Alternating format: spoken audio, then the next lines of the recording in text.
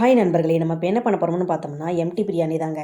சூப்பரான டேஸ்ட்டில் ஈஸியாக குயிக்காக இந்த ரெசிபி பண்ணலாங்க. சூப்பராக டேஸ்ட்டாக ஈஸியாக இருக்கும். இப்போ வாங்க எம்டி பிரியாணி பண்ணுறதுக்கு ஒரு 5 கிராம்பு, ஒரு 5 ஏலக்காய், ஒரு 6 7 பட்டை இதெல்லாம் நம்ம பவுட்ரு பண்ணி தனியாக எடுத்து வச்சுக்கோங்க.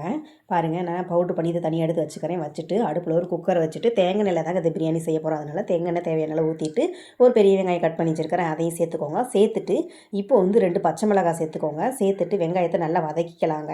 நல்லா ப்ரௌனிஷ் கலர் வர அளவுக்கு நல்லா வதக்கிக்கணுங்க. நல்லா வதக்கிட்டு இப்போ வந்து புதினா கொத்தமல்லி தேவையான அளவு சேர்த்துக்கோங்க. சேர்த்துட்டு அந்த சூட்லேயே 2 பரட்டு பரட்டி விட்டுக்கோங்க. 2 பரட்டு பரட்டி விட்டுட்டு இப்போ வந்து இஞ்சி பூண்டு பேஸ்ட்டு 2 ஸ்பூன் எடுத்து வச்சுருக்கிறேன், அதையும் சேர்த்துக்கிறேன். சேர்த்துட்டு நல்லா பச்சை வாசம் போகிற அளவுக்கு நல்லா வதக்கிக்கோங்க. நல்லா வதக்கிட்டு இப்போ வந்து ஒரு 4 ஸ்பூன் அளவு தயிர் சேர்த்துக்கோங்க. தயிர் சேர்த்துட்டு நல்லா மிக்ஸ் பண்ணி விட்டு நல்லா கலந்து விட்டுக்கோங்க. நல்லா கலந்து விட்டுட்டு இப்போ வந்து நம்ம இந்த கிராம்பு ஏலக்காய் பட்டை எல்லாம் பவுட்ரு பண்ணி வச்சுருக்கிறோம், அதையும் சேர்த்துக்கோங்க. நல்லா அதையும் சேர்த்துட்டு நல்லா எல்லாத்தையும் நல்லா மிக்ஸ் பண்ணி விட்டுக்கோங்க. நல்லா மிக்ஸ் பண்ணி விட்டுட்டு இப்போ வந்து நம்ம மசாலா ஐட்டம் சேர்த்துக்கலாம். மல்லி தூள் வந்துட்டு 2 ஸ்பூன் சேர்த்துக்கோங்க. மிளகாத்தூள் 2 ஸ்பூன், பிரியாணி தூள் இருந்தால் அது 2 ஸ்பூன் சேர்த்துக்கோங்க.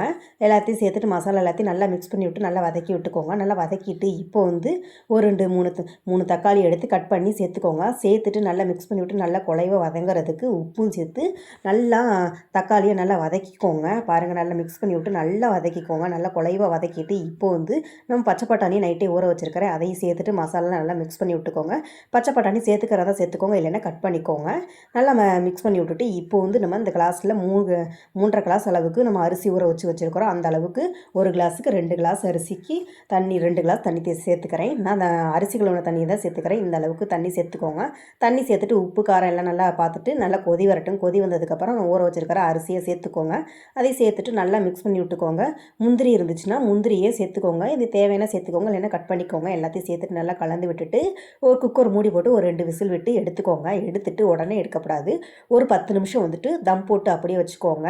விசில் அடங்கினதுக்கப்புறம் எடுத்துட்டு நம்ம வந்து மல்லித்தலையை தூவி விட்டுட்டு நெய் சேர்த்துக்கோங்க. நெய் சேர்த்துட்டு நல்லா பாருங்கள், இந்த அளவுக்கு நெய் சேர்த்துக்கோங்க. சூப்பராக இருக்குது. நெய் சேர்த்து பிரியாணி செஞ்சோம்னா பாருங்கள், நெய் சேர்த்து நல்லா கலந்து விட்டுக்கோங்க. அவ்வளோதாங்க, எம்டி பிரியாணி ரெடிங்க. சூப்பராக டேஸ்ட்டாக ஈஸியாக இருக்குங்க. இந்த ரெசிபி வீட்டில் ட்ரை பண்ணி பாருங்கள். பிரியாணிக்கு வேறு எதுவுமே தேவையில்லை.